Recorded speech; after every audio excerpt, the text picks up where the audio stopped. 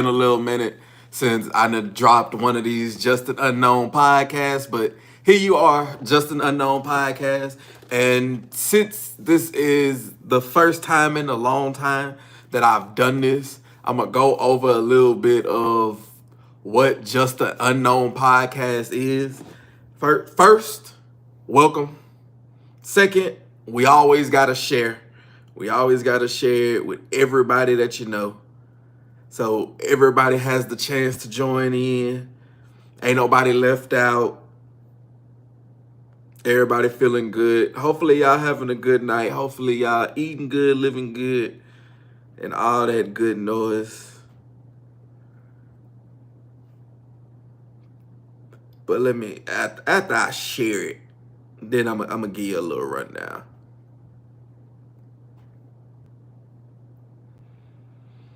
And all right, so Just an Unknown podcast. Just an Unknown podcast is made by yours truly, Unknown Emperor. And this podcast, or in other words, we can call it a culture cast. And the reason why it's an unknown podcast is we don't really have a lane that we stay in. It's not geared towards one thing. It's geared towards so many things. It's geared towards so many avenues. It's geared towards music. We talk about music here at the Unknown Empire. We talk about games, anime, wrestling, football, real life scenarios. We talk about love. We talk about mental. We talk about spiritual. We talk about damn near everything. This is just like an open platform. This is an open, safe space. We're unknown here, so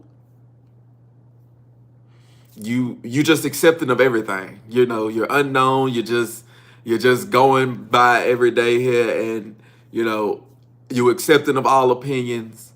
You are open to everything. You are one of those people that just, you know, don't just look at it from your one side. Like, just being diverse. Now, I don't mind you know, you having your opinion, but just being open to everybody's opinion, just being this free, amazing space here at the Empire is what I want to create. So that is kind of the guideline of Just an Unknown, just an Unknown podcast. It's nice. It's every day I want to grow. The goal, I hadn't seen y'all since last year, so you know I got to tell y'all happy 2025. Happy New Year. How you doing? How's your 2025 going so far? I have a lot of goals for 2025, but as it pertains to my YouTube and my Twitch, there's two goals. There's two goals for YouTube and Twitch. One is be more consistent. And two is I want to reach 10K. I want to reach 10K on YouTube. I want to reach 10K on Twitch. And that takes me being consistent. That takes me doing everything that I need to do to be that person, be that emperor, be that figure that I need to be, and everything of that nature. Nothing too crazy. I'm really ready for 2025. Stop by my Twitch. I'm gonna leave the link of my Twitch down below in the description. I've been playing Ghost of Tsushima. I've been playing Call of Duty. I do also play Madden, play Mortal Kombat, Tekken, WWE. Play a little bit of everything.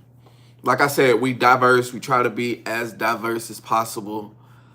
But I did want to grace YouTube, grace this podcast, grace this live screen with just something nice with this late night. I know it's late, or, you know, depending on when you're watching this, thank you for stopping by. Quick plug, like, share, and subscribe while you're here.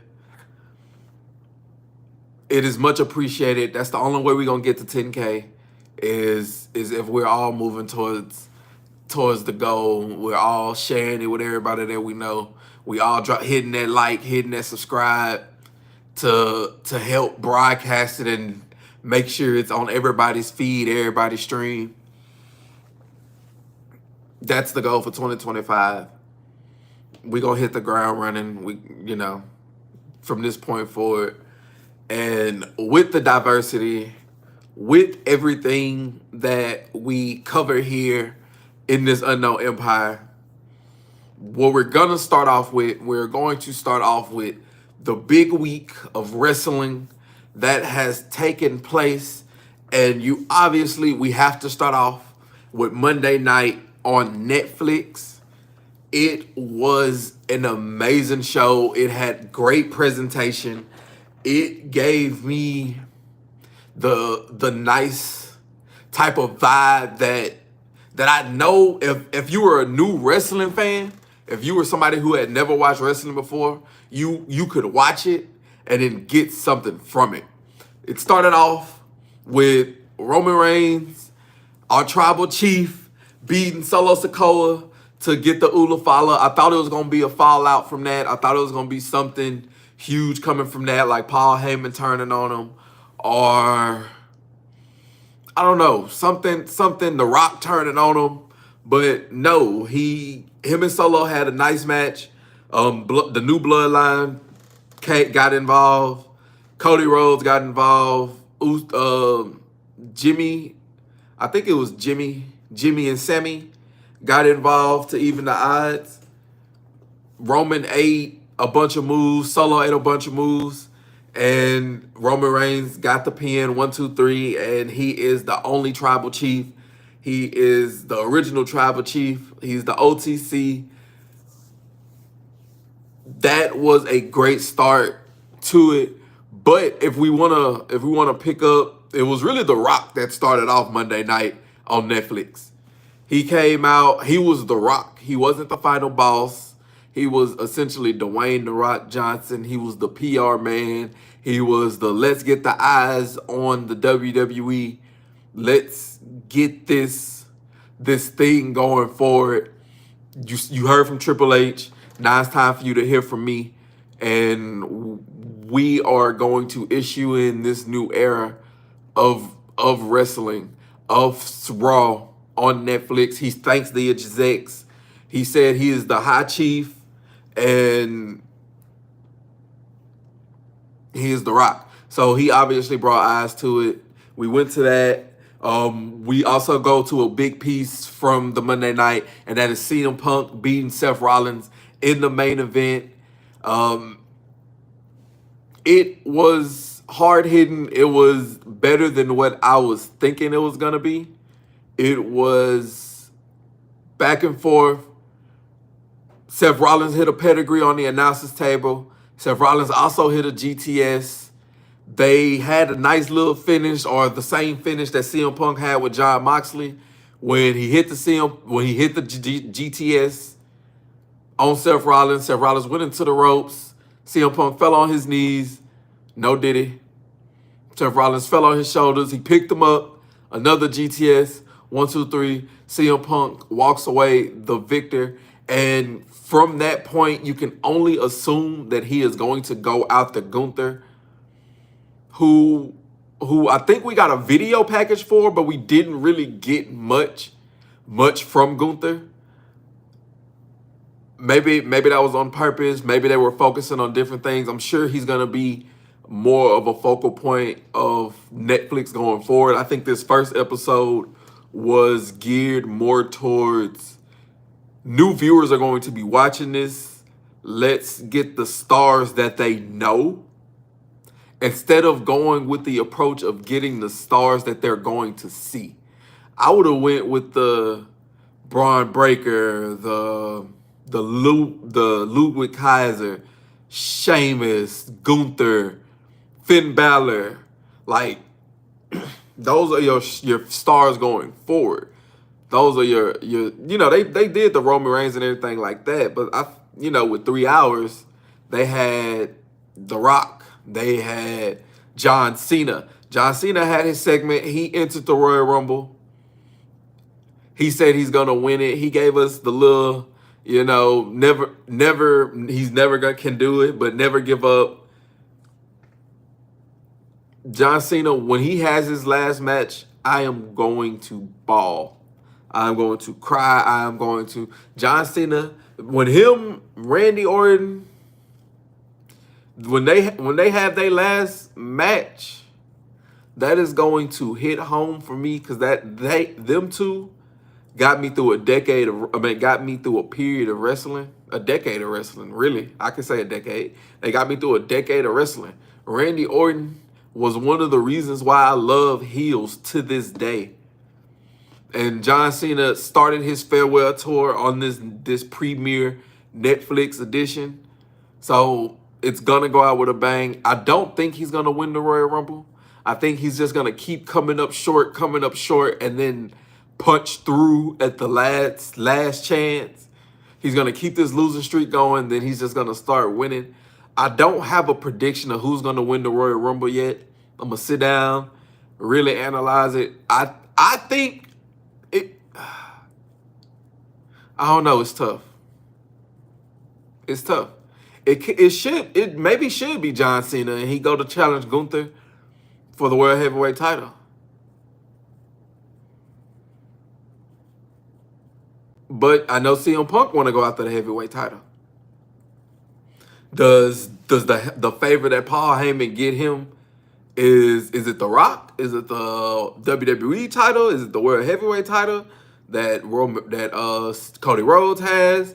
Is it the heavyweight title that Gunther has? Is it the world title that Cody Rhodes has? CM Punk has a favor from Paul Heyman that we have yet to see, that's gonna hold a whole lot of weight going forward. Rhea Ripley won her women's championship back, and I think she's gonna get into a program with EO Sky. Liv Morgan can go forward, or she can get into a program with a returning Alexa Bliss. She can get a program with Charlotte Flair. But I like seeing Rhea with that title. She is just an amazing person, an amazing human being. Just a vibe. Her energy is amazing. So everything that she can accomplish, I want her to accomplish it. Keep pushing her like the superstar that she is. Keep making her the unstoppable force that it takes 3 or 4 people to beat her down, and she still comes out on top. Rhea Ripley can hold that title for years to come, and I wouldn't get mad. I wouldn't get angry. I wouldn't get upset. I see people have a lot of problem with how Rhea Ripley is booked, and I don't understand it. I don't. But everybody's entitled to their own opinion. New Day continues to get their heat. They're just, I think that they was talking about Kendrick Lamar, so they was just booing. I love the New Day. I don't see nothing wrong with what the New Day did. I don't see nothing wrong with what the New Day did. They joined together. They pointed out some truths. They really showed Big E a mirror, because he has not been there. And you're waiting till everything hits the fan for you to show your face and try to be in our corner. Come on now. Come on. You out here doing shows. You out here doing this. You out here doing that with your broke neck. And you could have easily stood beside Kofi Kingston and Xavier Woods. So, to me, I don't have a problem with the New Day. New Day rocks to me. That's just to me. They good in my book. They're just telling the truth. And I can't wait for them to win. I can't wait for them to win the tag team titles. I can't wait for them to have them titles around their waist, because everybody just hates them right now. They are going to make it to the top one way or the other. What else happened on Monday Night Raw? We have Dakota Kai taking on Lyra Valkyria for the Intercontinental Women's Championship. I think Lyra Valkyria is gonna take it and be the inaugural Intercontinental Women's Champion. Hold it for a couple weeks. Maybe let Becky Lynch come in there, take it from her, keep going. Maybe let Charlotte Flair come in, take it from her, keep going. But they are going to push Lyra because she was a star in NXT. She was nice in NXT, but has not had the type of push and momentum since she's gotten to the main roster. So her being the first Intercontinental Championship on the women's bracket would be a nice rocket to put on her back, and she is well deserving. To me, I don't see why Dakota Kai shouldn't get it. To me personally, I feel like Dakota Kai should be rewarded for the work that she's put in up until this moment. I would have gave it to Io Sky, but the two is in the finals. I don't really have a problem with it, so I'm not gonna poo-poo what they doing. So I think we get that match next week, or do we get it at the Royal Rumble? But we gonna get it soon, and I feel like Lyra gonna get that title. What else happened? Oh, one of the last things that really took note on Monday Night Raw was that Jey Uso beat Drew McIntyre.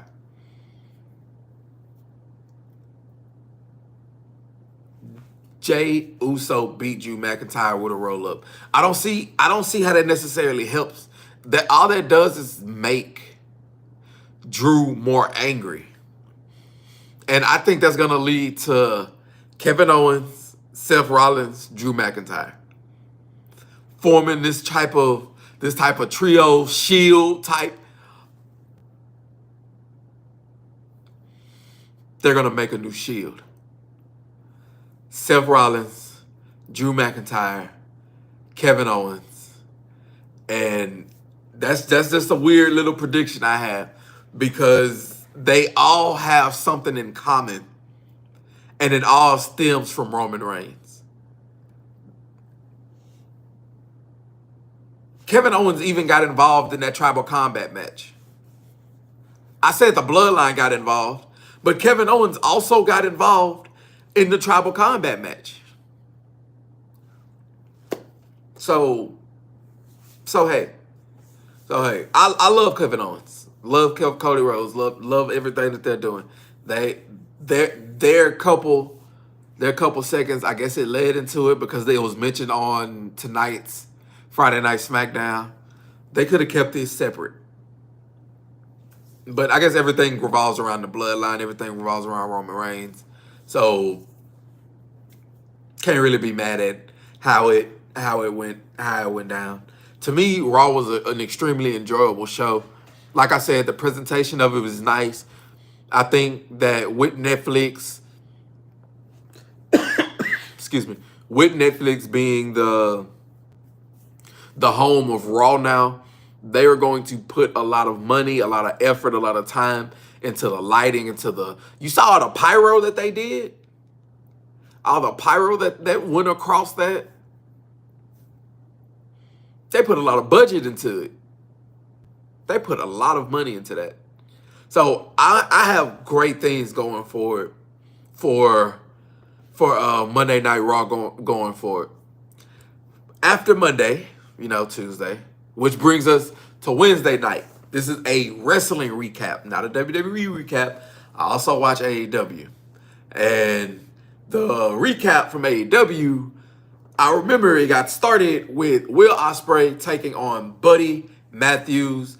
And these two can just go in that ring. Will Ospreay is in my top 5 of wrestlers. Buddy Matthews has this great move set. The presentation of the dark, eerie feel, but being able to stay toe-to-toe with Will Ospreay really was nice. They put on a good free television match to start off AEW Dynamite Will Ospreay ultimately got the win with the hidden blade to the face of Buddy Matthews. But after the match, Will Ospreay was able to tell Buddy that he didn't need the House of Black. Brody King didn't need the House of Black, and that they can lean on him whenever they need it because he's gonna be there to help them. He's gonna be there to be that person for them. They don't need a leader. They're strong enough to stand on their own too. That kind of leads into the rumors that Malachi Black is leaving AEW. That's kind of hard for me because it's so many times that they said he's leaving and he doesn't leave. They said he's staying and then he takes a break from AEW. So I honestly don't know. Maybe whenever he turns up at the Royal Rumble or something, the Raw after Mania, maybe whenever he turns up then I'll believe it. But can Will Ospreay start a United Empire with Brody King, with Buddy Matthews? I'd love to see it. I'd love to see it. Then we got, what else we got? We got Powerhouse Hobbs winning the Casino Battle Gauntlet Royale thing. That's where two people start the match. In this case, it was Jay White and Hangman Adam Page. And one contestant come out in random intervals. A random wrestler. I say contestant like it's a game show. A random wrestler comes out, and then it's sudden death. So the match can go on for forever with endless wrestlers with intervals of 30 seconds between a wrestler or 2 minutes between a wrestler. We had a nice bit where Ricochet came out, but it was Swerve Strickland's music, and then he was like, "Psych, bitch." Did that little weird ass laugh that he does. And then he came out, everybody booed him. That character is starting to grow on me. That character that Ricochet has, it's starting to grow on me. I think the more I see it, the more I lean into it, because he's getting more and more comfortable with presenting that character. I'm getting more and more comfortable with leaning into liking that character. I like a lot of anti-heroes or a lot of heels, or, so if the crowd booing them 9 times out of 10, I'm going to love them. 9 times out of 10. And then even when the crowd starts cheering them, I'm still going to love them, because it's not that. I got a couple of wrestlers that I just won't turn on. I'm going to put that in the video for later on. I have a couple of wrestlers that I just won't turn on. But Powerhouse Hobbs wins that Battle Royale, and what that means is he gets the chance to fight Jon Moxley for that AEW World Heavyweight Championship. That is going to be a tall task that I don't think that Powerhouse Will Hobbs is going to be able to overcome. There is still so much storyline with the Death Riders. They still have to go through Copeland and FTR. I think they still have to go through Kenny Omega. I think they still have to go through the Hurt Business. And speaking of the Hurt Business, they came out whenever Private Party was doing their tag team celebration. And they thought it was all fine and dandy, like they were there to actually celebrate. But Bobby Lashley said that they are going to take those tag team titles from them, and then walked away. And then Bobby Lashley destroyed Mark Briscoe. I say destroyed. People, it was more of a match than people wanted to give it credit for. But Mark Briscoe hit him with all of his finishing moves, all of his signatures, and Bobby kicked out at 1. Hit him with the spear, hit him with the spine buster, hit him with the hurt lock. He put him out. Good night, Irene. Good night, Irene. Text Bay back real quick.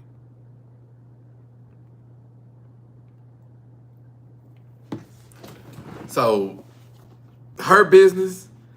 I think one of the better storylines in AEW right now is the Death Riders, to kind of piggyback back on that, because you don't know where it's going to go. Who's going to take that title from them? People think it's Darby Allin. Could be Orange Cassidy. Could be Christian Cage. Could be Hook. Could be Swerve Strickland. It could be Samoa Joe. It could be Kenny Omega. So many possibilities because so many people gunning for that title. But they know they have to go through the Death Riders because he has a democracy, vice grip, totalitarianism, dictatorship on that championship. And then they have to get somebody from Marina Shafir. Because no matter what team you're a part of, or whoever tries to go with that, you have to have somebody to one up. Because ain't nobody really gonna try to fight her, and she really gonna put hands on you. You're not gonna try to put hands on her, but she gonna put hands on you.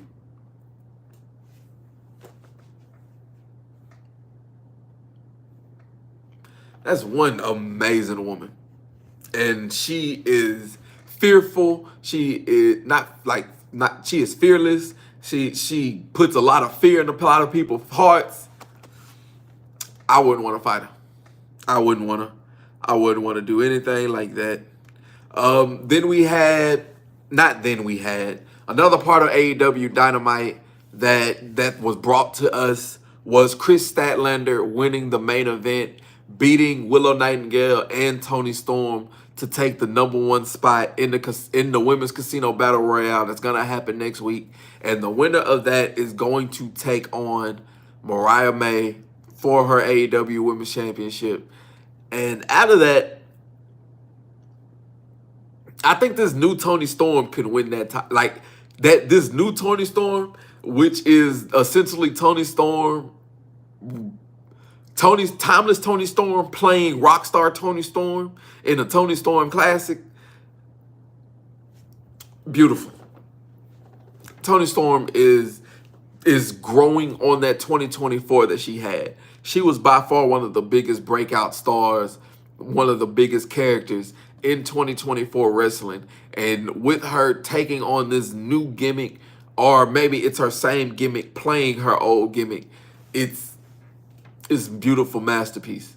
But Chris Statlander did get the dub. She enters #1, and she gets a lot of start-stop pushes. I personally, like if you're asking me what I would want or who I would want to take that title from Mariah May, it'd be Willow Nightingale. I want to see her as the AEW title champion. I really do. I do. I think she deserves it. I think it's her time. I have a prediction that she's going to win that title before the end of the year. I think they need to go ahead and give it to her. She is more than deserving of it. She'd have the crowd behind her. She is getting more and more comfortable every day. You can see the development in her style, the personality, the wrestling technique, everything about her just oozes out main event star. I feel like they can peak, give her that title, and then build on that and get more storylines out of her, because since Mariah May has won that title has become flatline, or basically lost the value that it has gained from when Toni Storm had it. So we need to give it to somebody that we can, or if you're going to keep it on Mariah May, please give her some better storylines. Please give her something to sink our teeth into. Maybe it's just me. Maybe it's just one of my weird unknown wrestling opinions, but that's how I feel about it. Gotta do that. MJF had a weird encounter with Double J, Jeff Jarrett. After Willa Uter took Jeff Jarrett from the Casino Battle Royale, he did not win it. This is the last ride for Jeff Jarrett. There's a lot of people going in their last ride, last year's last wrestling tours, and Jeff Jarrett is one of them. And he was upset outside talking to somebody when MJF came out, kicked him out the ring, and told Double J that he respects him and that he wants to be in his corner and help him fight to win that title. Double J declined him, told him that he didn't need him. He's been in this game for too long, and that he still wants to win that title. Then when it comes to MJF, all MJF wants to do is get a free ride per se. They want they're under the impression that he wants to take that, keep going, get an easy dub because he don't want to go through that congestion that is that AEW world picture. Like he said, you got Adam Copeland going for it. You got Powerhouse Will Hobbs, that's the #1 contender. You have, Kenny Omega want to go for it. Switchblade Jay White, Hangman Adam Page, Swerve Strickland. You have so many people gunning for that AEW World Heavyweight title. It's a little congested. Like everybody not gonna be able to go to the top. Orange Cassidy, Darby Allin, everybody gunning for that spot. Everybody ain't gonna be able to get it. And then AEW ended with a nice segment for everybody. It was Kenny Omega. He was in the middle of the ring. This was his return to AEW television, and he let us know how he checked himself into a hospital, how he was so close to dying because he had to have 2 feet of his intestines ripped from his body. I forgot what it's called, tuberculitis, something along those lines, to where if he didn't go to the doctor when he did, he was going to die. That was the headline. Kenny Omega is going to die but he got the surgery. He can't. They said he wasn't going to be able to wrestle again, but to him, wrestling is life. So he put out his all to return to the ring. And even if he's not 100%, 90%, 70%, he is going to give his all. He's not here for revenge. He's not here driven by money. He is here just for the love of the sport of wrestling. When a familiar face interrupted him and Don Callis coming to the ring. And Kenny Omega wasn't having none of that. Kenny Omega wasted no time. And before Don Callis could say anything, he was on his ass. He was on Don Callis' ass. But whenever it comes to that, Will Ospreay came out to be the equalizer, and Will Ospreay, Kenny Omega, was standing face to face to end off AEW Dynamite. What's good with you, Ethan? How you feeling tonight? And I'm just having a nice little late night stream. Ain't nothing too crucial. You caught me in the beginning. I'm going over wrestling over this week, and next we're gonna go over a little bit. We're going to go over the Wildcard weekend, too, so you just stay tuned. If you can, I know you're a busy person. You probably going to have to get some sleep, but I do appreciate you for stopping by for the time that you did. And that's how AEW went off air. AEW went off with Kenny Omega, Will Ospreay standing face-to-face, eye-to-eye. And a lot of people don't know the history that those two have. Those two has put on banger after banger, 5-star classic, 7-star classic in the Tokyo Dome. Will Ospreay turned his back on Kenny Omega. So they're not going to, and they both have history with Don Callis. So they're not going to tease that if they're not going to put that match on. And Will Ospreay beat Kenny Omega the last time that they fought each other. So that's how AEW went off air. We went over Monday night. We went over Wednesday night. And today is Friday night. So we had Friday Night Smackdown, which horribly goes to 3 hours now. It flew by. Trust me, it flew by. But 3 hours? 3 hours of wrestling? I'm watching 3 hours of Raw, 2 hours of AEW Dynamite, and 3 hours of Friday Night Smackdown. That is 8 hours of wrestling in my life that I still have to do. Like, it's crazy. But I still watch because it don't really feel like 3 hours. It don't really feel like 3 hours. But Friday Night Smackdown got started proper. It was Paul Heyman making his way to the ring, speaking on the behalf of Roman Reigns, our tribal chief, who I said earlier beat Solo Sikoa to be the only tribal chief. He has the Ula Fala now around his neck, Paul Heyman, his wise man, called out Cody Rhodes, who is the current reigning, defending world heavyweight champion, undisputed champion in WWE. Cody Rhodes came down to the ring. Paul Heyman was short, sweet, to the point. He let him know, like, hey, now that Roman Reigns is the only tribal chief, now that Roman Reigns has conquered that test, his next thing, this is not a prediction, this is a spoiler. The next thing that we are going to do is we are going to enter the Royal Rumble, and we are going to win the Royal Rumble and come back for that title. And he just wanted to let him know, man to man, face to face, that Roman Reigns is going to do that, which is kind of tough. It's tough because John Cena declared for the Royal Rumble. John Cena also said that he was going to win the Royal Rumble. So Roman Reigns declared for the Royal Rumble, said he's going to win it. John Cena said he's going to win it. It can only be one winner. So one of these motherfuckers lying.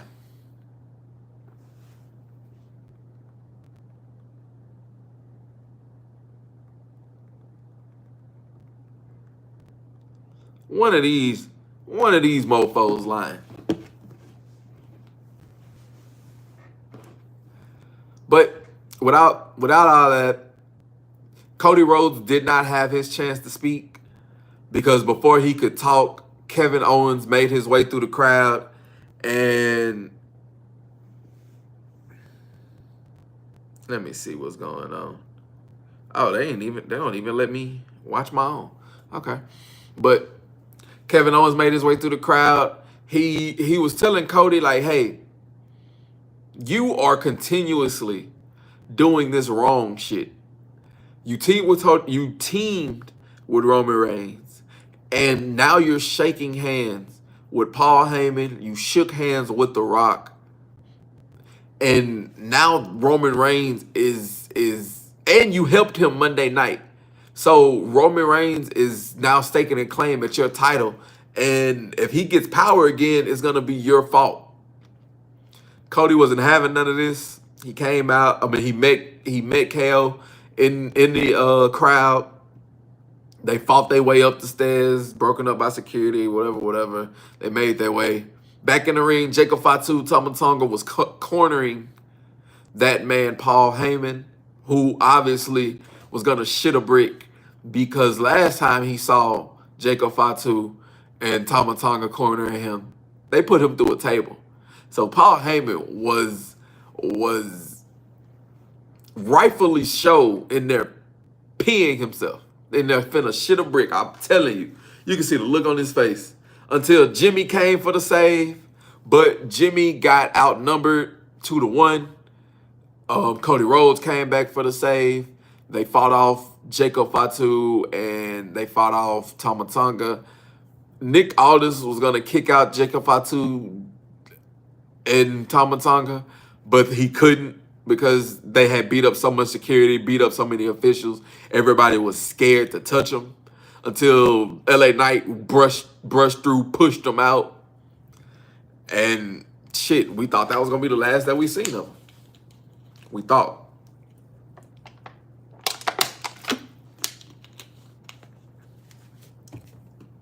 But it wasn't. Fucking wasn't. But that's how SmackDown got started. It got started with Bloodline without Solo Sikoa because they're making it clear that we have not seen Solo Sikoa since he's lost. He's lost and fallen off of the face of the fucking earth.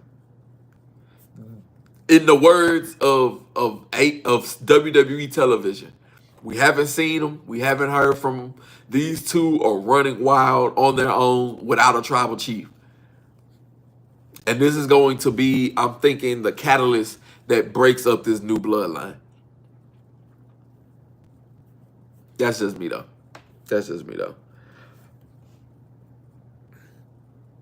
Next, what we got? We had Chelsea Green retaining her title against Michin in a nice United States Championship match. Piper Niven got involved, helped Chelsea Green. I like Chelsea Green as a champion. I like her winning, being the first one. She's getting her flowers. I don't know who's going to be the one to take it from her, but she's actually putting on some great wrestling matches. She's actually putting on. Hold on, real. Let me do this.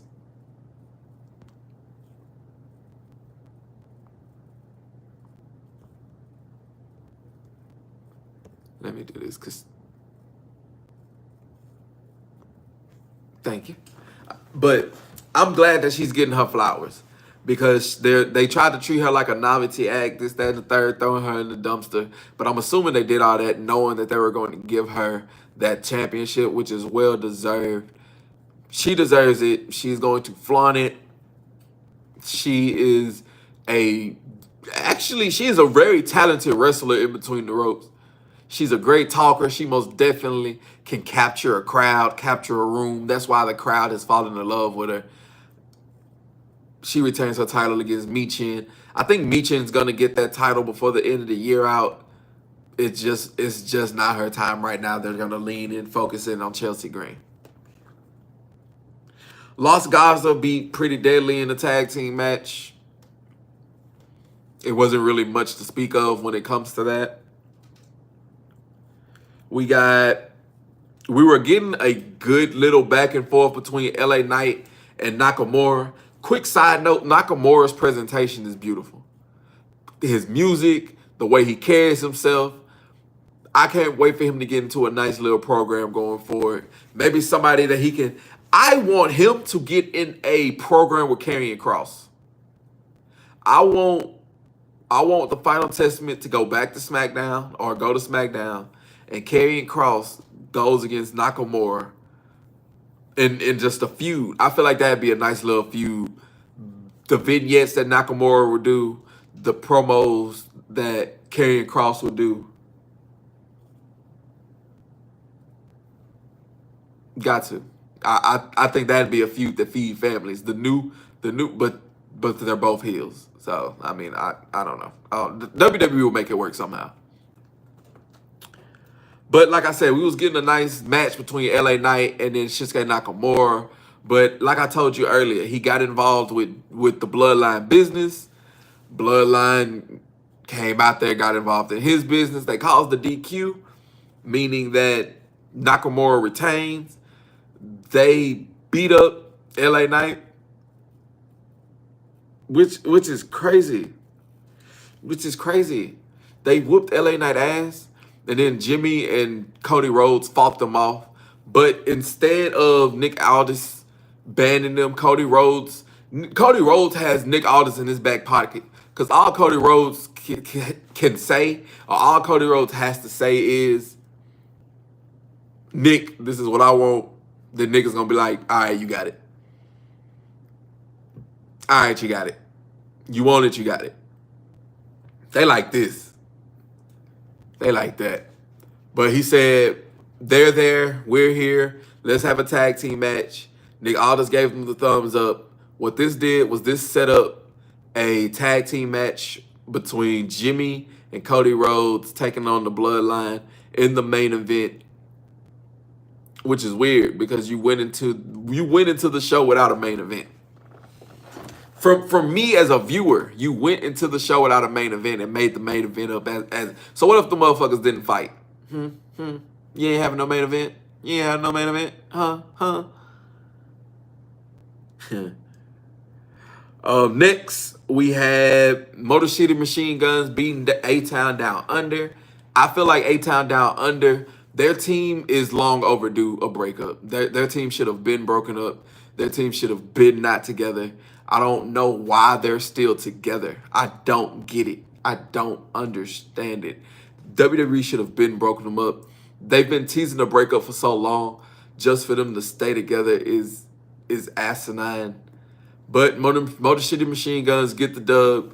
Los Garza got the dub earlier, so I'm thinking this is gonna set up a match between Los Garza and Motor City Machine Guns for a #1 contenders match, and the winner of that is gonna take on DIY for those titles. That's what I'm assuming. That's what I'm gonna assume. what's gonna come place.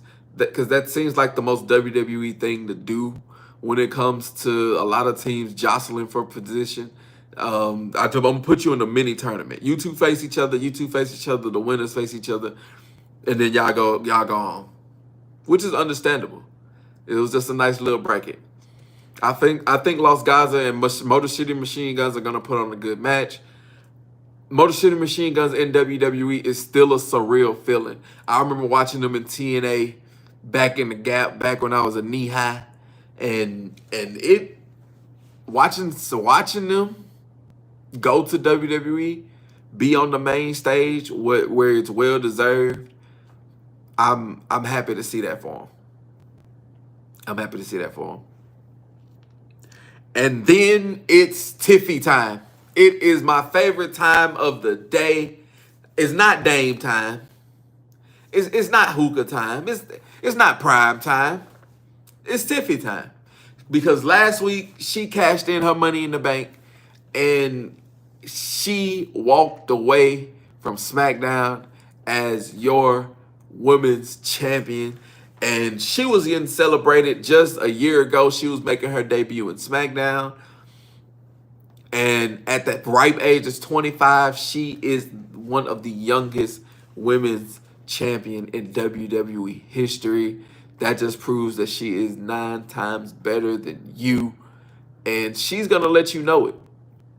Beautiful, amazing in the ring, great on the mic. She is just going to get better and better and better. She was interrupted by Nia Jax, who called her a little shit, called her ungrateful, and told her that she is either going to get that give that title to her or get that title taken away from her. She was then interrupted by Bayley, who Bayley was laughing at the situation, telling Nia, like, hey, I let you know this shit was going to happen. You said that you brought in Tiffy, but she still fucked you over. You a dumbass. Bayley's such a nice wrestler. She is one of the modern day GOATs. She does not get the credit that she deserves. She carried the women's division for so long through the pandemic, after the pandemic. She deserves the props and flowers that she is going to get. If you wanna, you know, toss it up. She might be the best of the 4 horsewomen. Don't shoot the messenger. I just if you tell me to look between my eyes and pick one, and I pick Bayley, I don't think you will be wrong. I don't think you will be wrong saying any one of them is the best ones. Look at what Mercedes Moné is doing. Look what Bayley has done. Look what Becky Lynch has done. Look what Charlotte Flair has done. You have these 4 women. Not to get sidetracked of what happened with Friday Night SmackDown, but you have these 4 women that deserve their flowers because they are great performers, and I can't wait to see all of them back in the ring or in a ring whenever the time is right. But let's get back to this segment. It was Tiffy time. She got interrupted by Nia Jax. Nia Jax got interrupted by Bayley. Bayley got interrupted by the tag team champions, and everybody in the ring was just yapping, barking, talking all that hoopla. Nick Aldis had the bright idea like, hey, all 4 of you are in the ring already. How about the 4 of you have a number 1 contenders match? Which they did. And the biggest takeaway from this number 1 contenders match is most of the match, Bianca Belair was not hitting her tag team partner, Naomi. She was not hitting her. They weren't fighting each other. They were working in tandems, avoiding each other. They had a stare down. But when the turning point of the match, which kind of caused the downfall because that was the one piece beforehand, inadvertently Bianca Belair hit Naomi with her braid, and then she got pulled out of the ring. Bayley hits the rose plant onto Naomi. 1, 2, 3. Bayley is the number 1 contender to take on Tiffy time going forward, which is poetic because Bayley would still be the champion if it wasn't for Tiffany Stratton at SummerSlam. So it's just poetic justice for her being able to be the first challenger to take on Tiffany Stratton. I feel like the braid to the stomach is going to be the straw that breaks the camel's back. They're going to either forfeit those tag team titles, or Naomi is going. They're going to somehow get in a tag team match, like get into some type of tag team match for those tag team titles. Naomi is going to turn on Bianca in the match, or Jade's gonna come. Yeah, no, Bianca's gonna. She's gonna get turned on by Bianca, or Bianca's gonna turn on Naomi. This was not an inverted hair braid. This is a real hair braid. You're not gonna win that title, and I attack Jade Cargill too. Everybody wants Naomi to be the attacker. Maybe it's Bianca. Maybe this is the heel turn Bianca needs. The Street Profits go down that same path. They join up, something like that.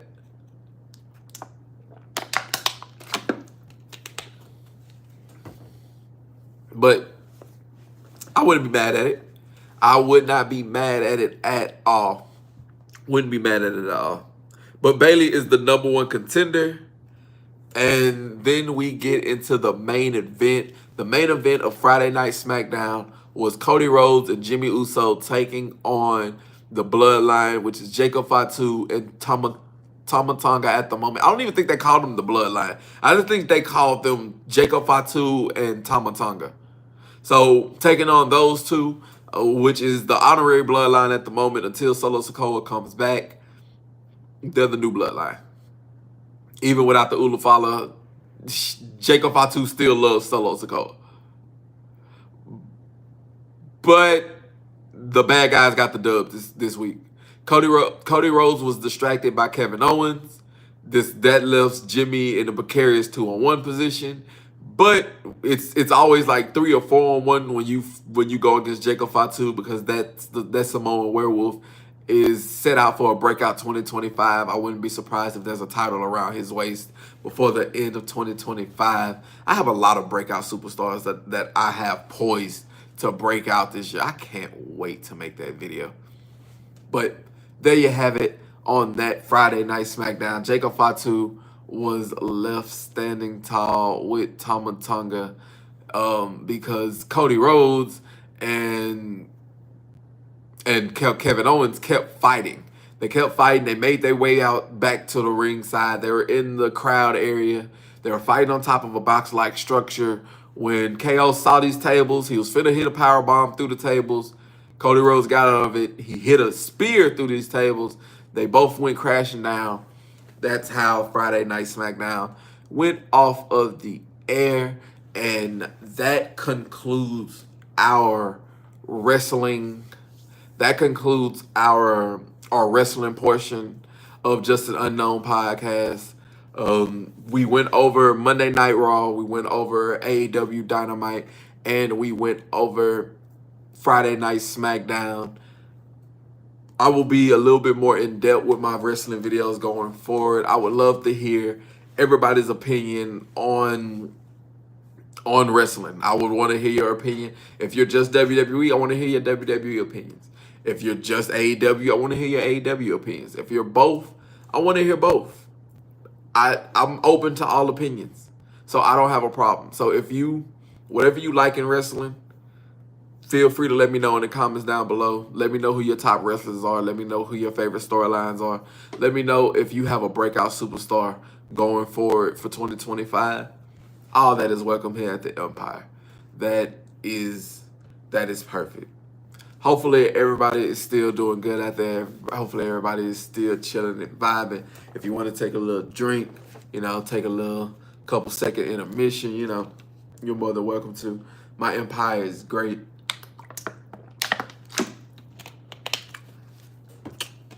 Take a little break. Take a little break, because we are going to get into some we're going to get into some playoff predictions. So we're going to most definitely get into it. The goal is playoff predictions.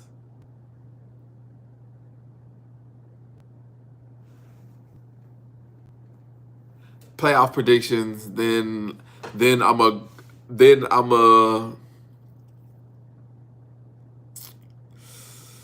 The question is, do I want to? I'll probably do my top 10 with Cartoon Network closing down at the end of 2024. I think it'd be only right for me to give my top 10 Cartoon Network cartoons.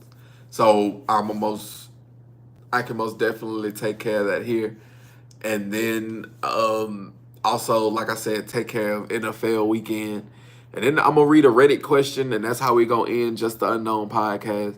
It's going to be one of those am I the asshole type questions.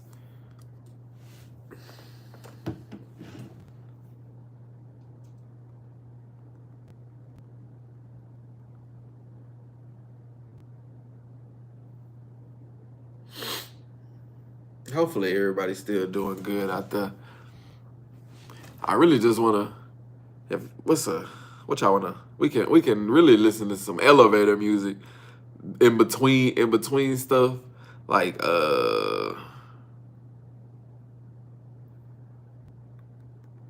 good transition music. Oh, nah. Oh, never mind. It ain't giving me what I'm looking for. It ain't giving me what I'm looking for. But how y'all night going? Y'all chilling? Y'all vibing up? Or how y'all day going? If you're watching this at a later time, how you feeling? You know, are you already liking? Are you already subscribed to the channel?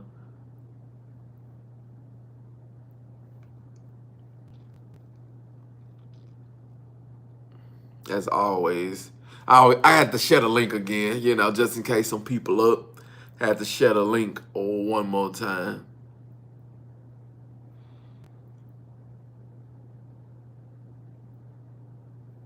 And just like that, we are in the. But it's always a nice little brief intermission. Always a right little brief intermission. But in between, what I want to do is I do want to segue. Like I said, I want to segue to my top 10 cartoons, because it's gonna be a quick little intermission. Boom. So boom. With Cartoon Network dying, closing down, shutting down at the end of 2024, I, Unknown Emperor, want to bless the Unknown Empire with my top 10 Cartoon Network cartoons. I have had this list. I have made this list over and over and over again because it's so many cartoons out there. It's so many different things that you can go down. It's so many different paths that you can go. But in all my top 10s, what I choose to do is I just go with ones that made me feel the best, made me dive deeper into them, made me think, made me wonder, made me enjoy them, made me, all this. Obviously, it's my top 10. It's going to be what I want. But my top 10 isn't like, it's going to have some stuff in here. I would love for you to drop your top 10 in the comments down below. But without further ado, to honor Cartoon Network and the part that it played in my childhood, I would love to give you my top 10. At number 10, we have Tom and Jerry. Tom and Jerry is a classic that has been around for decades. It's many iterations of Tom and Jerry. It's a classic. I had to put it in my top 10. I had to. So I had to start off the list with Tom and Jerry. At number 9, we have Batman Beyond. I remember watching this in like the early 2000s time, in that little range, on Adult Swim, on Toonami, on WB. This cartoon, everything, Cartoon Network. This I don't know if it originated from Cartoon Network. It probably originated from WB and then made its way to Cartoon Network, but I remember watching it on Cartoon Network. So this is a Cartoon Network cartoon to me, and it is on my Cartoon Network top 10. Batman Beyond. At number 8, we have Blossom, Bubbles, and Buttercup, the Powerpuff Girls, coming in. Number 8, they were great. They set a precedent for jumping motherfuckers. They whooped Mojo Jojo ass. They whooped Fuzzy Lumpkin's ass. They whooped the Gang Green Gang, the Amoeba Boys. They whooped him, Seducer, Powerpuff Girls. Number 8. They tried to do a remake of the Powerpuff Girls, which did not sell. I'm talking about the original Powerpuff Girls from the early 2000s. I'm talking about them. The Rowdy Rough Boys. They were great. I gotta put Powerpuff Girls at number 8. They were great. I gotta put Powerpuff Girls at number 8. I remember the song that they had in the movie. Every now and again, I think it's a fever dream because I can never find that movie. The movie was where the monkeys took over, and then they had this amazing music video in the middle of it. I cannot find that movie anywhere. I'm gonna look it up and try to find it. It was nice. It was like Mojo Jojo put like the crown on all the monkeys, and they were taking over. And that movie was wild. But now we go to number 7. Number 7 on the list in top 10 Cartoon Network cartoons. We have Ben Tennyson coming in with the Omnitrix, the original Ben 10. If you want to say Big 10 along with Ben 10 Ultimate Force, Ultimate Alien Force, not going to be mad at you. But we're going to go with Ben 10 at number 7. At number 6, we are going to go with everybody's favorite cowardly dog, Courage. This show, I couldn't put it in my top 5 because of the mental scars that it's given me. Return to Slab, the episode where he went into that room and the claymation girl came, like, turned around, like all the close-ups that Courage the Cowardly Dog did. It scarred me. I mean, it didn't scar me. It just gave me a lot of memories to go by.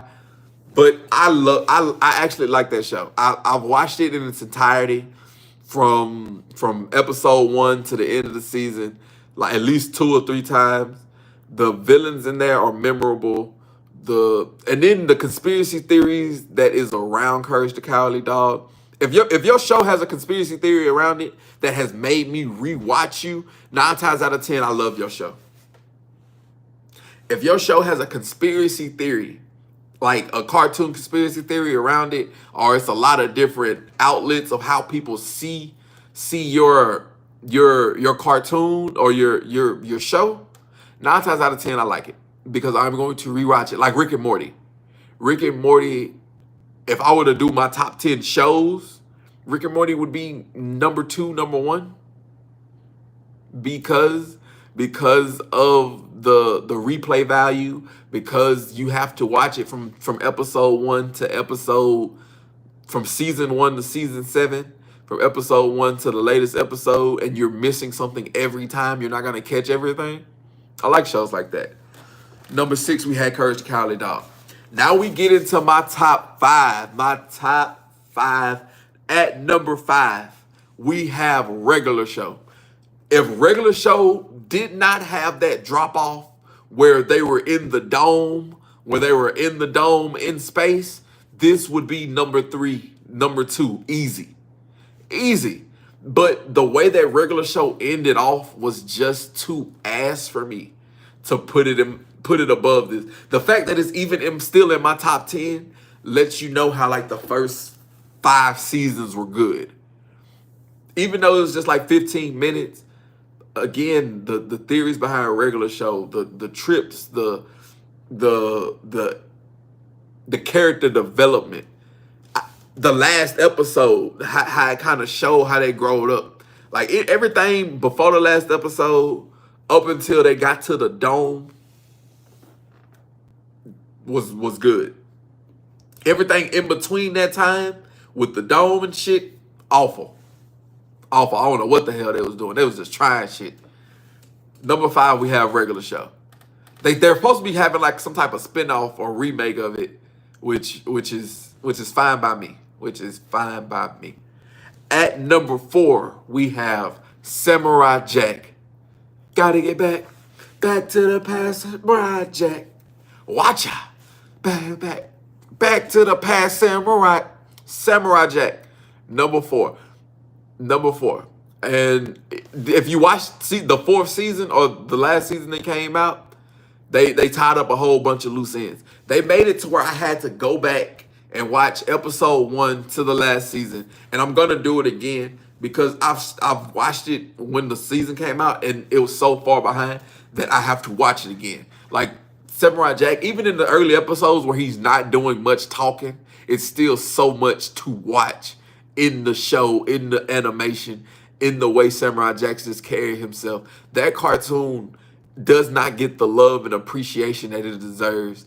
And I feel like Samurai Jack is a top 5 Cartoon Network cartoon. It's a top 5, probably Samurai Jack up there. But it's not in the top 3. Number 3, we have Teen Titans. Teentitans. Teen Titans. Let's go. With their superpowers, they unite. Them Teen Titans. I like Teen Titans Go. I understand the hate of Teen Titans Go, but I don't hate Teen Titans Go. I'm talking about the original Teen Titans, though. They come in at number 3 on my list. The storylines, the fights, the animation, the closest thing to an anime that Cartoon Network had for a while, especially at that time, that wasn't Samurai Jack, stuff like that. Teen Titans. And you gotta just love Raven, Starfire, Blackfire, Tara, even Jinx. Teen Titans. The movies. I liked Titans East. I liked the episode where him and Speedy was going at it. I liked the episode where Raven had to take care of the kids. Like the baby, the little girl with the imaginary friend and everything like that. The whole Beast Boy and Tara situation. Robin versus Slade, that whole ordeal. Teen Titans was one of the ones. I had to put it at number 3. But it wasn't top 2. At number 2, we have the Rose Quartz himself, Steven Universe, with the Crystal Gems.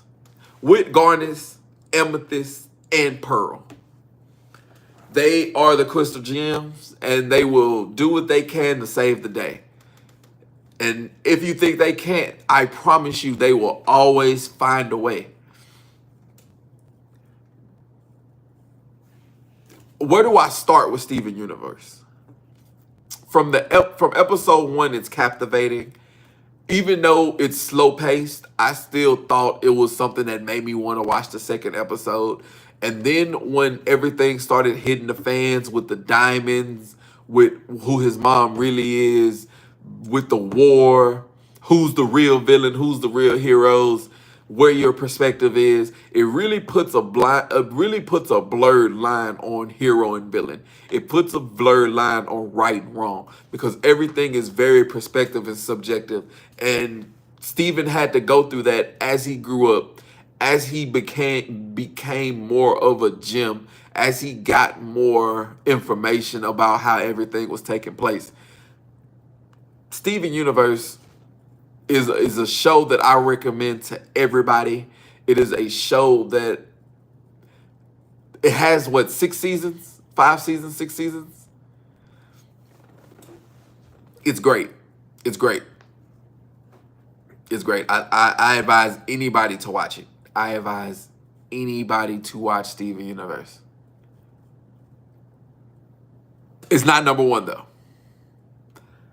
Before we go over what number 1 is on my top cartoon of Cartoon Network history, we got to go over a couple honorable mentions. Honorable mention number 1, we have Ed, Edd n Eddy. It did not make the cut. It was a great show. Ed, Edd n Eddy.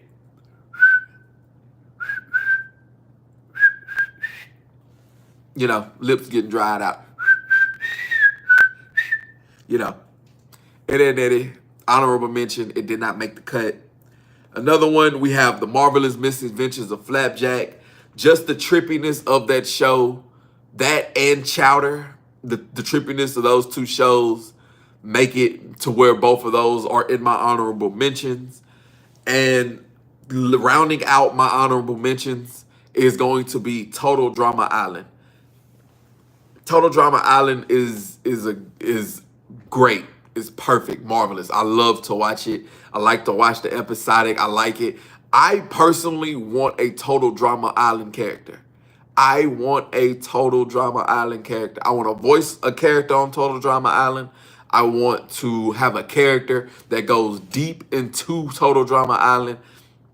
Cartoon Network, HBO Max or Max, Netflix, anybody, if you're out there and you want to keep Total Drama going, I would personally, Unknown Emperor would personally love to voice. You don't even got to pay me much. Really.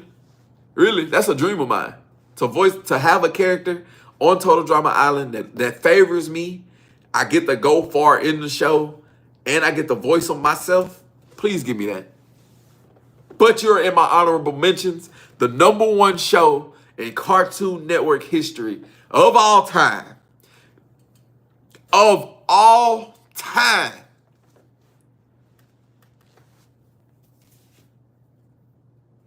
What time is it? Adventure Time, baby. Adventure Time is the #1 cartoon in Cartoon Network. Take everything that I've said about numbers 2 through 10. The fact that it's a classic, the fact that it tells a story, the fact that the character development, the world building on it, the fact that it puts you through so many different emotions. Do you remember what you were feeling when Finn's dad pushed him off and his arm detached? Do you remember that feeling that you got when Finn was professing his love to Princess Bubblegum? Hell, do you remember how you feel when you realize Princess Bubblegum is just a vindictive, evil, manipulative psychopath? Where were you when you were feeling these emotions? That's why Adventure Time is the best cartoon in Cartoon Network history, because it makes you feel the emotions. It makes you go through the plot points. It rewards you for being a long-time viewer, because something that they're saying in season 7, 8, and 9, something that they addressed in seasons 1, 2, and 3. Got to. Adventure Time. Finn, Jake, character development, the backstories, the way that they explained their history.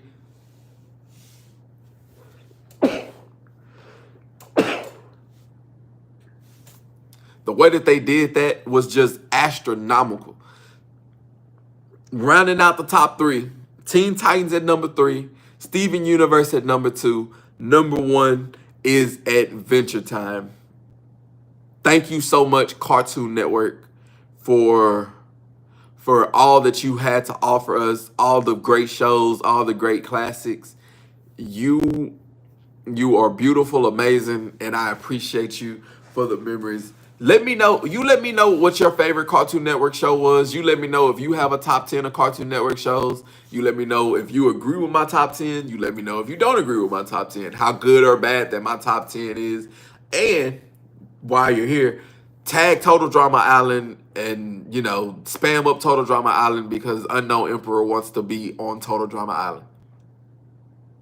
Absolutely. Absolutely. Everybody's still doing good out there. Everybody's still feeling it. We have to go over. We have more or less one big segment left. This weekend, we have the 2025 Wildcard weekend. And I, as Unknown Emperor, I have to drop my predictions for what I believe is going to take place this weekend. Luckily for me, I have a team in the race. So one of my stuff is going to be biased. But if you're an avid channel, if you're an avid member of my channel, you already know who the team is. But I'm gonna let you know whenever they come up. But the games start Saturday, January 11th at 3 o'clock. The first game that we have opening us up to NFL weekend, Wildcard weekend, we have the number 5 seed, 11-6 Chargers taking on the 4th seed, 10-7 Texans. 3:30 Saturday in Houston. And with this game, I do not believe in Houston. I do not believe in Houston. They have been shaky. They have been inconsistent all year. They have not. CJ Stroud has had more or less the same type of year. The ball's just not bouncing in his direction. He's not having that extra bit of time. He's not having that the receiver catch the ball. He's having those tips. Like he's having those balls that would normally get tipped and hit the ground. They're getting tipped and intercepted. The blocks that would normally hit last year, they're getting missed this year. I feel as though he has a sophomore slump more or less based off of the type of impact he's having visually. But as it comes to that, they're still playing inconsistent. But when you take it to the Chargers, on the other hand, when it comes to the back half of the season, they have been playing very consistent. Justin Herbert has been, him and Lad McConkey has been hooking up in that offense. Him and Jim Harbaugh have been putting that offense on show. And it's quick stuff. It's dink and dunk here. It's quick pass here. It's out route here. It's run the ball with JK here. Drop it here. But they are executing at a high level. This is the first time in a while that I am going to go with the Los Angeles Chargers. And now that we're bringing it up, I hope everybody in Los Angeles is okay. I hope all your homes is going to be better. And if you're not okay, I hope you do get okay. I'm sending well thoughts and wishes to everybody in there, Los Angeles, everybody that has lost homes, lost people, lost dogs, anything of that nature, anybody that has lost anything or losing currently, well wishes out to you. Wish you nothing but the best. Next game that we have on Saturday, closing out the Saturday slate of games, we have the 6th seed, 10-7 Steelers taking on the 3rd seed, 12-5 Baltimore Ravens in Baltimore, and they just played last week. And I feel like it's going to be a repeat. I don't think that Pittsburgh is going to have the Lamar Jackson seeing ghost. But in the same breath, I don't believe George Pickens has as bad as a game that he had the last week of the season. Come on. He didn't have anything. He had little to nothing. I had just about as what he had, and I was sitting down at home. There's no way that he has another game like that. Mike Tomlin is not going to let that happen. So this game is going to be more of a closely contested divisional game between two AFC North opponents who really know each other, that have played off in the playoffs multiple times. They have played 3 times in a year so many times that they are used to this.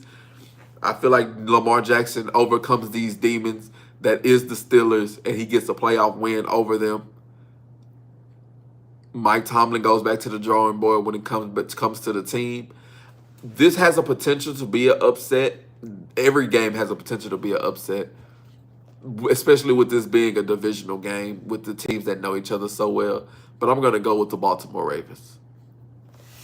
That takes us into our Sunday games, which starts off with the 7th-seeded Denver Broncos. I want to say, what are they? They were 10-7.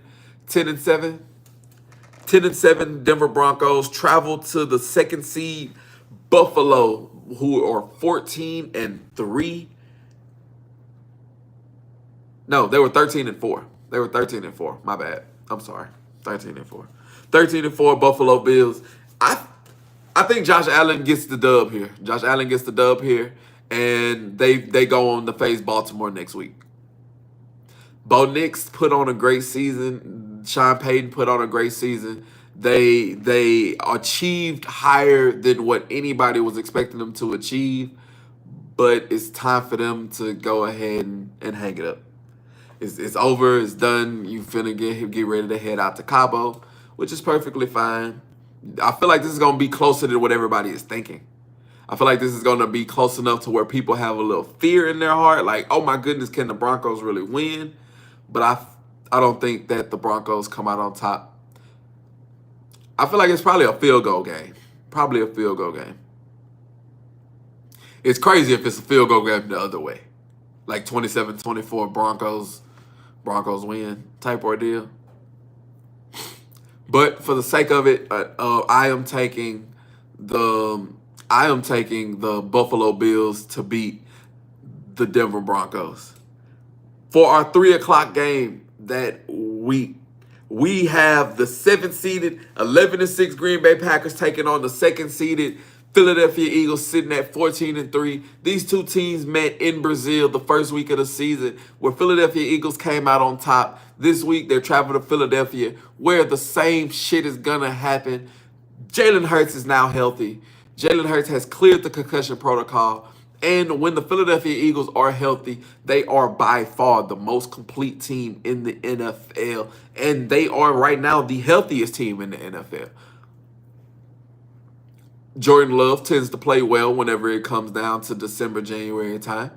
He is not at 100% right now. They did lose Christian Watson, who is an amazing deep threat receiver. Not saying that they cannot go deep, but they did lose a weapon in the last game of the season. Jordan Love is not at 100%, and Josh Jacobs is running the air out of the ball, but our run defense is one of the best run defenses that you can possibly have. And Saquon Barkley might be a little angry that Nick Sirianni did not let him go for the record. I don't know. Saquon Barkley for 150. Maybe it's just me. Saquon Barkley for 150.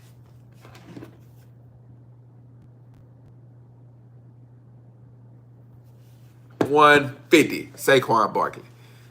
But I do feel like the Philadelphia Eagles are going to beat the Green Bay Packers and host a game next week. In my opinion, it's going to be against the Tampa Bay Buccaneers, which is the next game I'm about to cover, which I'm afraid I don't want to face Tampa Bay. I do not want to face Tampa Bay. It's something about Tampa Bay that they always whoop our ass. I don't know. It's happened so much recently. The Seahawks, Tampa Bay are two teams that I just don't. That just fuck us up somehow in the most important times. But the Sunday night game for Wildcard weekend is going to be the 6th seed, 12-5 Washington Commanders taking on the Tampa Bay Buccaneers.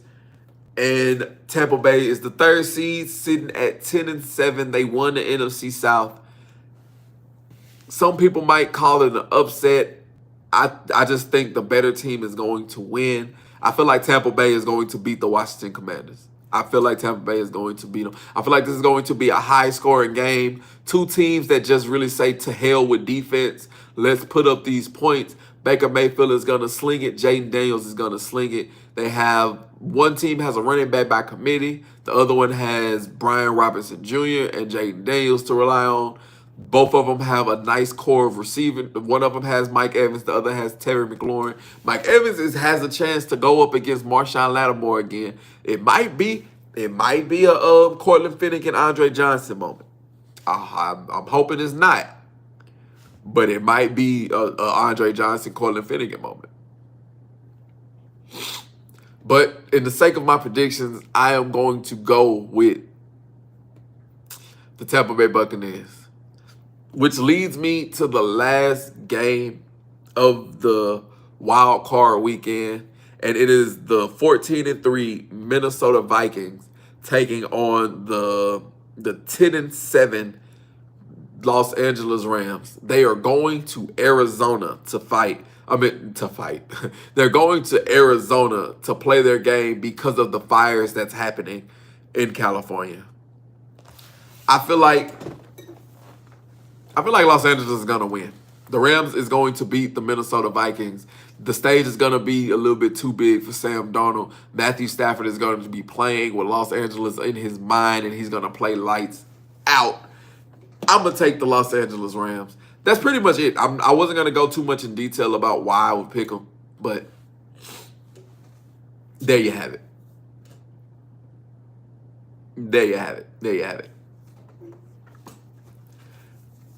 There concludes my predictions, which leads me into my top five things or top five teams that I trust heading into Wild Card weekend. And number 5, I just have Matthew Stafford. He's been here before, done that before.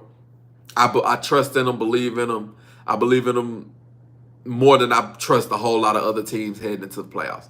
And number 4, I trust the Detroit Lions, even with the litany of injuries that they have on the defensive side. Darren Campbell, Jared Goff, that offense just gives me something to believe in.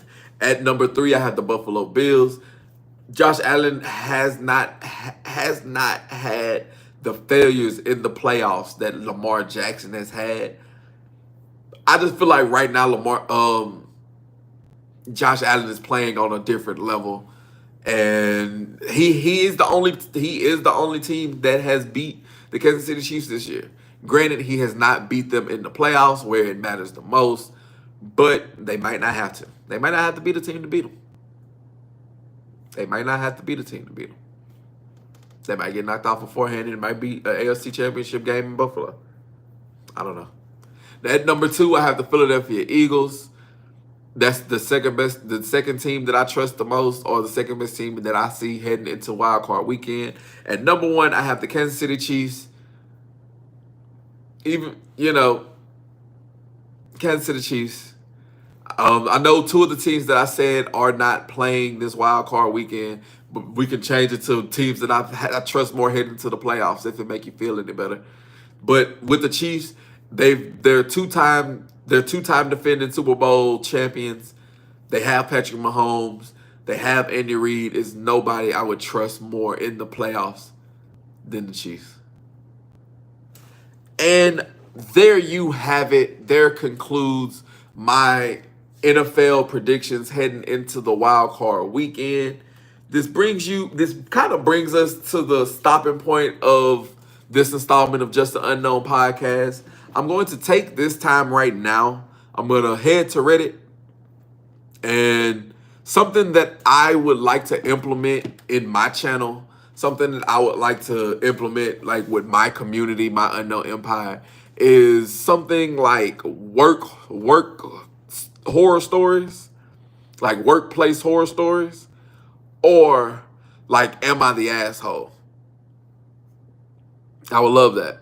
So for this part of the ending or the close off of Just an Unknown podcast, I'm going to go to Reddit, type in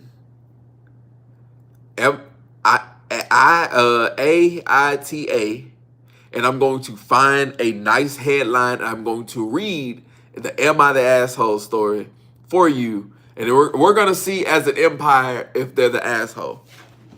So bear with me now. Bear with me. Am I the asshole for calling the ambulance which got my coworker fired? Am I the asshole for refusing to let my stepmom be called grandma?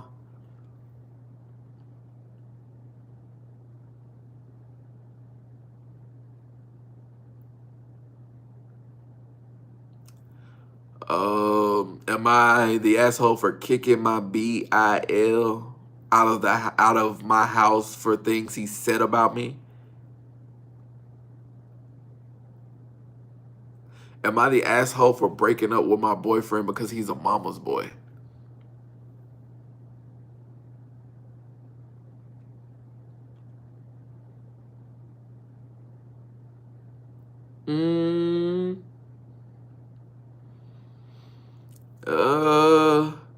Let's see. Let's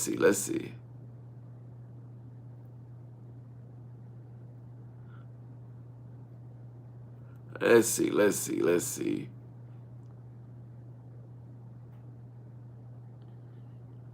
How y'all feeling, Empire? I'm trying to find a nice little story for y'all.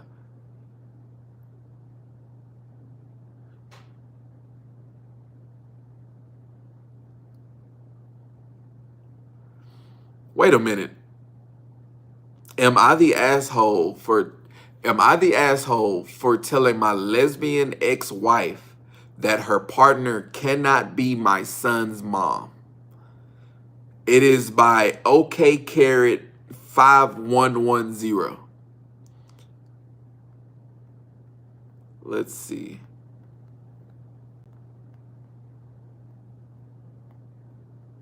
Does it let me click on it?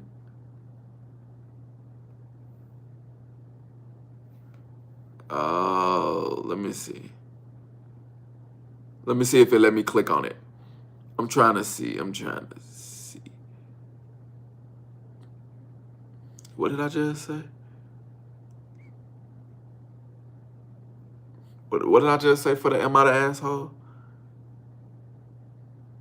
Oh.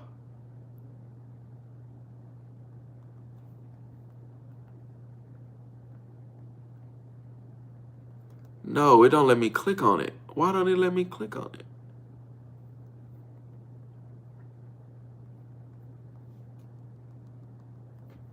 That's fucked up. It don't let me click on all of them. Why don't it let me click on all of them? Hold on, I gotta find the right little story. How y'all doing, Empire?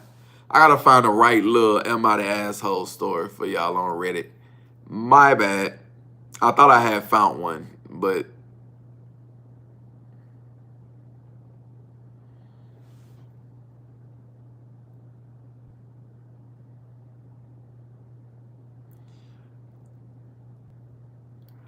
let's see. Have y'all ate today, or how y'all feeling tonight? Thank y'all for joining me for my late night stream.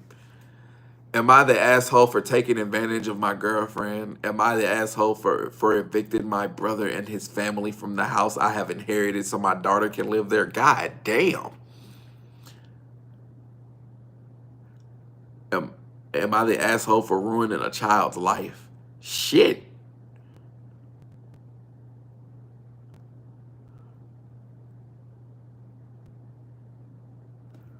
Okay. No. Oh my God. Am I the asshole for breaking up with my girlfriend because of a caught cheating prank? I want to read that one. I want to read that one. Because it's a lot of these pranks. That really be getting out of hand. Like I don't know. Nah.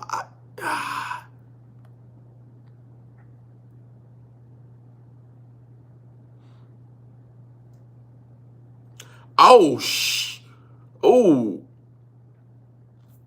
Am I the asshole for telling my wife she's fucking wrong and that my mom is right?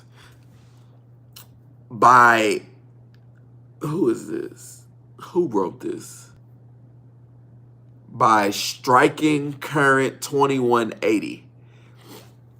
All right, so Empire, this is the first Am I the Asshole story. Am I the asshole for telling my wife she's fucking wrong and that my mom is right?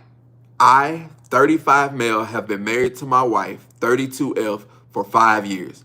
We've been struggling financially for the past few months. I lost my job about 3 months ago, and while I found part-time work, it doesn't pay nearly as much as before. We've had to cut back on a lot of things, but it feels like no matter what we do, we're still living paycheck to paycheck and even pulling from the savings.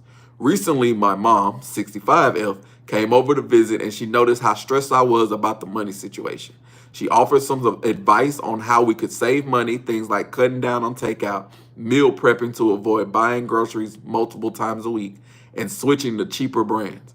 My mom has always been frugal, especially when she was raising me and my siblings on a tight budget. I thought it made sense, especially since we're really trying to save wherever we can. I asked if she's willing to go through our spending and show me where we can cut down. My wife agreed with this. So his wife agreed with this. Okay, let's see where this is going. She made a whole spreadsheet about our spending, and we are spending way too much on fun stuff. We don't need Starbucks every day, and so on. It also became apparent that most of the fun spending was my wife's. To be honest, my wife didn't take the breakdown well and started arguing with my mom that her spreadsheet was wrong. And she said that my mom's way of doing things is outdated and doesn't work for us. She doesn't want to give up buying organic produce. She likes having variety in what we eat each week. I tried to explain that we need to make some sacrifices if we want to get out of this financial hole, but she kept insisting that things weren't as bad as I was making them out to be, and that we just needed to ride it out. My mom left at this point. We were still arguing. She told me she can't give up her takeout. She also went on about my mom being wrong. That's when I lost my patience and said, "You're fucking wrong. My mom is right. She managed to raise 3 kids on one income, and we can't even cut back on groceries for a few months." My wife got really upset, saying I am being a huge jerk for siding with my mom, and that my mom is outdated. She barely spoke to me since, and now I'm wondering if I went too far. By the way, I see it. We need to be realistic about our situation. My mom's advice could actually help us get back on track. No, sir, you are not the asshole for telling your wife she is fucking wrong. Your wife is the asshole for putting you in that position because she doesn't want to come back. She doesn't want to cut back on her lifestyle. She doesn't want to stop her way of living. You're struggling. She's not struggling because she doesn't see the struggle. So most definitely, sir, you are not the asshole. Your wife is the asshole. I commend you for calling her out on her bullshit. I really do. Thank you so very much for calling her out on her bullshit. That's what we need to do. Everybody call people out on their bullshit. She did not want to compromise because it was going to take away from her way of living. We're struggling. I'm telling you we're struggling. But you don't want to change your way of living because you don't want to give up something. And we're getting help. You're the problem. It's because his mom realized that she was the problem. You can't save money because she's always out spending money. And a big problem in a lot of women, they can't take accountability. So she got all defensive. Oh, what she's saying is outdated. We're going to make it work. No, bitch. I'm trying to make it work. You're trying to work against us. You're trying to work against everything that I built. So he is not the asshole. Matter of fact, I like that so much, I'm going to read one more. Let's find one more. Am I the asshole?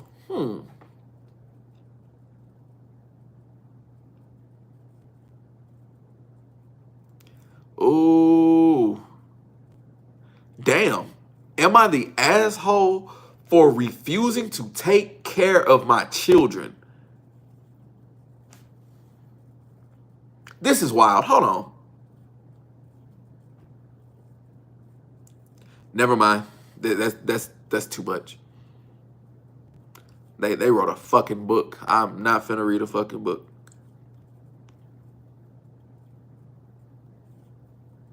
Not even gonna lie to you.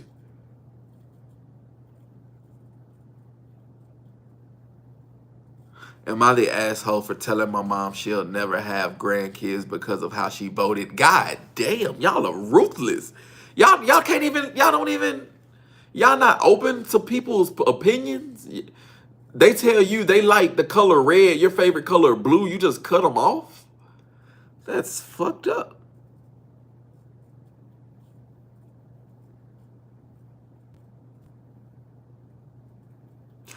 Am I the asshole for not ordering any food so I wouldn't have to split the bill?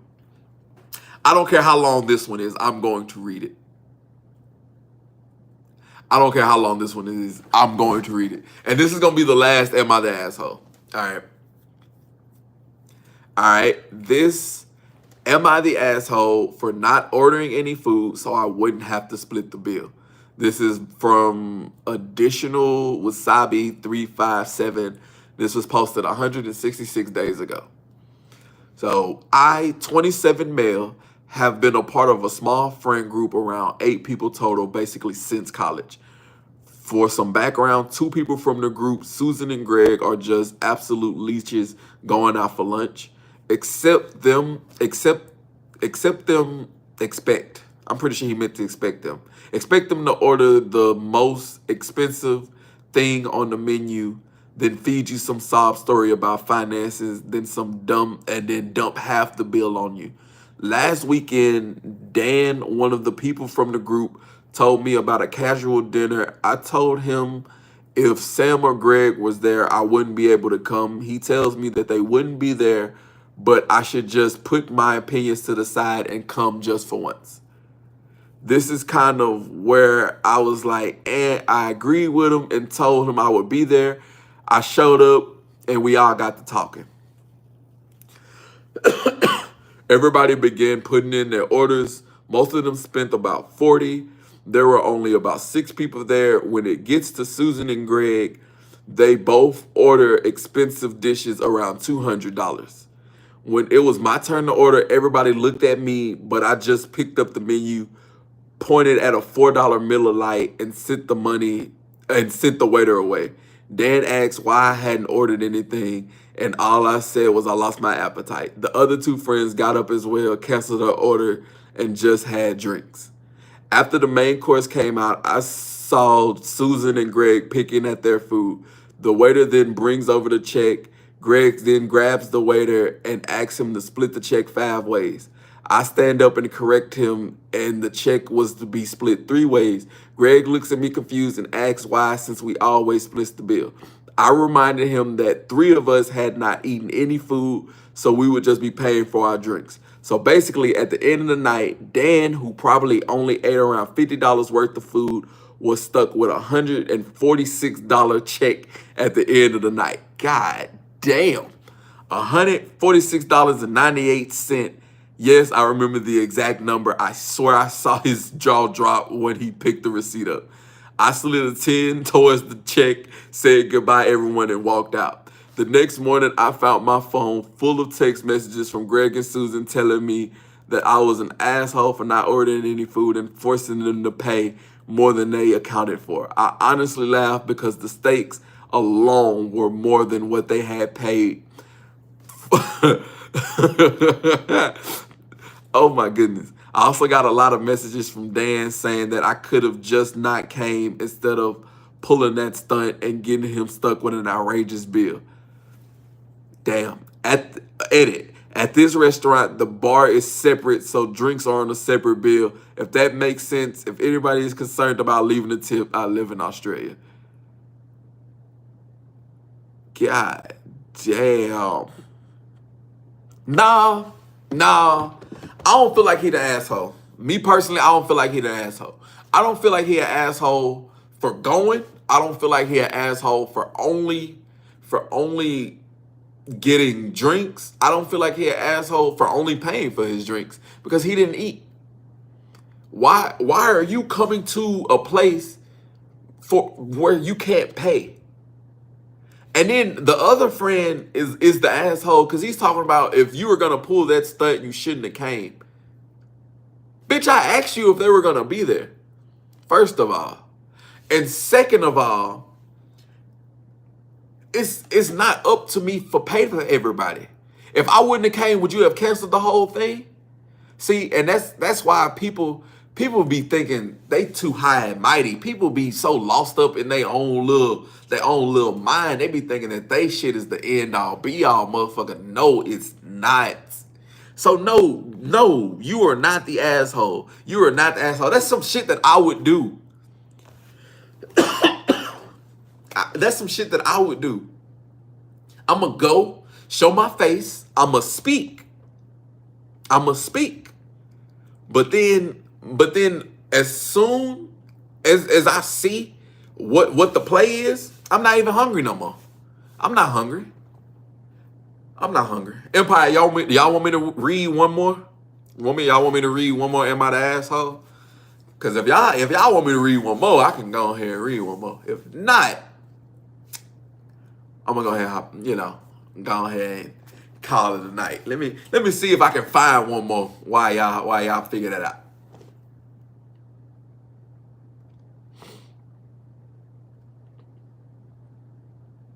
Damn, for canceling our family cruise.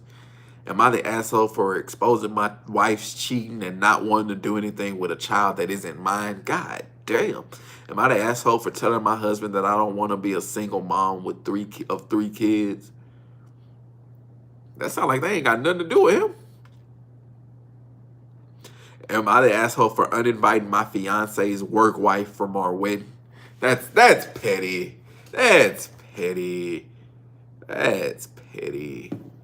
You let that man work wife go. I'm pretty sure your work husband going. Shit. But there you have it, Empire. This concludes the 7th episode of Just the Unknown podcast. I do appreciate everybody for stopping by. I do appreciate everybody for, commenting, for sharing, for liking, for everything like that. Please, if you have any ideas for Am I the Asshole, please send them to me. If you have any workplace horror stories, go ahead and send them to me too. Y'all are amazing. Again, let's get this empire to 10K before the end of the year. Let's get my Twitch to 10K. Let's get my YouTube to 10K. I'm going to do everything I possibly can to make sure that we are good and golden here. I am Unknown Emperor. I do appreciate everybody. Y'all were great. Y'all were great. Let me give y'all that. But like, share, and subscribe. Y'all, until next time, y'all have a blessed one. I will see y'all when I see y'all.